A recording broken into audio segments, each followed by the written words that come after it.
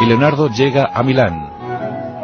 Y allí le espera Ludovico Sforza, más conocido como Ludovico el Moro, llamado así por su tez muy morena. Ludovico sí que estaba dispuesto al mecenazgo de pintores, pero Leonardo podía dar mucho más, y a fe que lo dio. Aquí comienza un tiempo de esplendor para Leonardo da Vinci, que duraría hasta 1499. Dicen los biógrafos de Leonardo que sin duda alguna fueron los años más felices en la vida de Leonardo da Vinci, porque pudo realmente hacer lo que él quería. Leonardo, como bien sabéis, se interesó no solamente por la pintura, sino por muchísimas disciplinas. Así lo vemos reflejado en sus cuadernos, sus famosos códices. Hasta 218 llegó a escribir, de los que se han conservado bien casi todos. Unas 7000 páginas tenemos de Leonardo da Vinci. Apuntes sobre todo lo que podéis imaginar. Como os he dicho antes, era el homo universalis. El saber era su inquietud. El saber era lo que le impulsaba. Leonardo da Vinci comienza a trabajar con frenesí en la corte de los Sforza. Pero aquí Ludovico se encuentra con un gran maestro de ceremonias. Sin duda alguna el protocolo también era una de las fuertes de Leonardo da Vinci. Las mejores fiestas se convocaron por Leonardo. Gran poder de convocatoria, sí señor. Todos querían asistir a las fiestas promovidas por Leonardo y por los Sforza. Pero también creó ingenios militares. Trabajó como ingeniero militar. La hidráulica. Es curioso como muchas de las teorías hidráulicas de Leonardo hoy en día siguen vigentes, se podían poner en práctica. Y llegan sus grandes obras. La Virgen de las Rocas en sus dos versiones, sus dos facetas. También ese cuadro fastuoso de la Virgen María, Santa Ana, el Niño y San Juan Bautista. Una de las obras cumbres del Renacimiento llega de la mano de Leonardo da Vinci. En el año 1495, La Última Cena. Una última cena muy original, bellísima. Leonardo da Vinci creaba sin cesar, pero también se interesaba por el cuerpo humano. El saber, ya os digo, era su principal ambición. Llegó a practicar la forensía, interviniendo más de 30 cadáveres. Casi todos provenían de reos ajusticiados. Pero abrió esos 30 cadáveres y examinó los músculos, los tendones, las venas. Se interesó por el ojo humano, por el cerebro. Todo abarcaba la mente de Leonardo. Lo quería conocer todo. Dicen que al final de su vida llegó a afirmar que después de tanto buscar, llegó a saber que no sabía si sabía. Una historia apasionante y apasionada. Leonardo da Vinci el vegetariano. Leonardo da Vinci aquel que se le podía ver por los mercadillos comprando aves enjauladas y soltándolas posteriormente. Leonardo da Vinci soñando con artilugios e ingenios militares, adelantándose en 5 siglos a su tiempo. Soñando con bombas fragmentarias, con ametralladoras, con helicópteros, con artilugios aéreos que se impulsaban por el esfuerzo de los pies. También soñaba con hacer navegables los ríos. El agua era una obsesión para Leonardo da Vinci. Intuyó que el agua era vehículo de vida y que por supuesto quien manejara el agua manejaba también la vida. Aquí le podemos ver diseñando nada más y nada menos que bombas químicas, máscaras antigás. Nada era ajeno al conocimiento de Leonardo da Vinci. Experto en gastronomía, experto en humor, porque veía caras en Milán y luego las trasladaba a sus cuadernillos para luego hacer chistes y deleitar así a los invitados del Ludovico el Moro. Experto en botánica, experto en pintura, experto en paisajes, experto en el alma humana.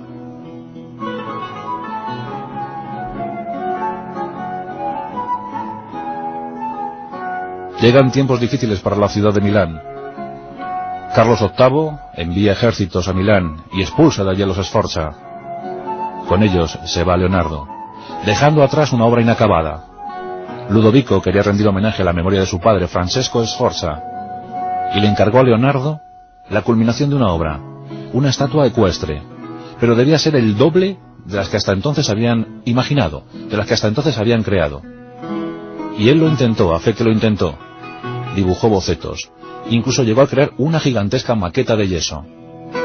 En 1499, los Sforza y Leonardo tienen que salir de la ciudad, y los ballesteros de Carlos VIII, en diciembre de ese mismo año, afinaban puntería con aquella maqueta, destrozándola, perdiéndola para siempre.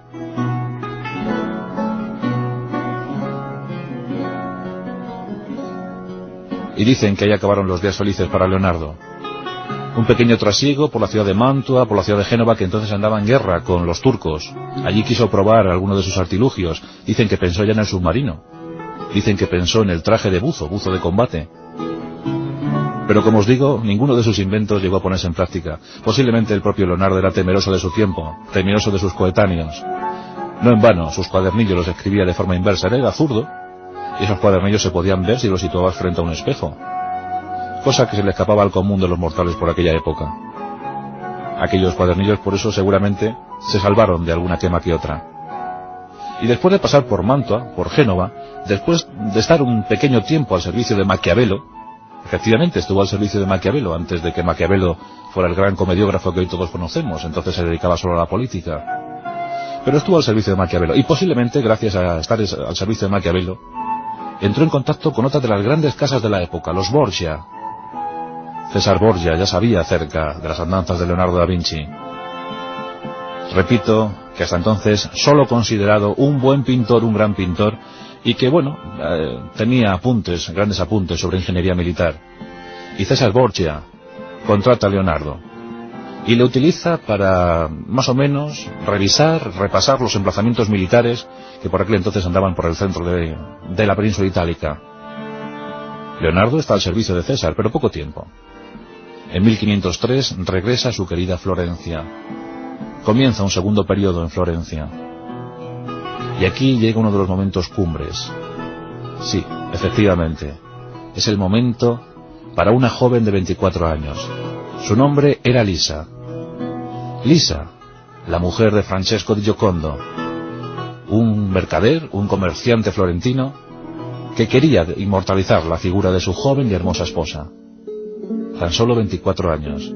Leonardo queda fascinado por la figura de Lisa, de su Mona Lisa a partir de entonces. En un principio cuentan que la quiso retratar desnuda. Era un gran retratista. Ya practicaba su técnica famosa, famosísima, la del esfumato, difuminar el contorno de la figura. El esfumato, y además uno de los grandes impulsores de la perspectiva, ¿verdad?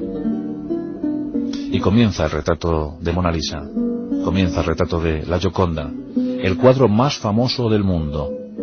Comenzó el trabajo en 1503, pero quedó tan satisfecho por la obra, quedó tan extasiado, tan emocionado, pensando que había conseguido sin duda alguna su obra cumbre, que no quiso darle el cuadro a Francesco. Y dicen que desde entonces siempre la Mona Lisa le acompañó en todos sus viajes. Siempre que iniciaba un viaje, la Mona Lisa iba con él. De hecho cuentan que cuando murió, solo tenía 3 cuadros en su habitación, en el viejo chateau donde vivía. Uno de esos cuadros, por supuesto, era la Mona Lisa, aquel que posteriormente Francisco I comprara por 12.000 francos. Sus grandes obras, esas vírgenes de las rocas, esa Madonna con Santa Ana, el Niño y San Juan Bautista, esa adoración de los magos, o esa Última Cena, para mí uno de los mejores, y Mona Lisa, la Gioconda. Desde 1503 hasta 1513 sigue en la ciudad de Florencia. Sigue imaginando, sigue inventando, sigue pintando. Y en 1513 llega el momento de ir a Roma. Sí, porque en Roma había un nuevo papa. Allá estaba León X. Y también era un buen mecenas. Y acoge a Leonardo. En el Palacio de Belvedere, Leonardo es alojado durante un par de años. Es un momento tremendamente emotivo para la historia, porque coinciden los 3 grandes. Ahí está Rafael, ahí está Miguel Ángel, ahí está Leonardo, los 3.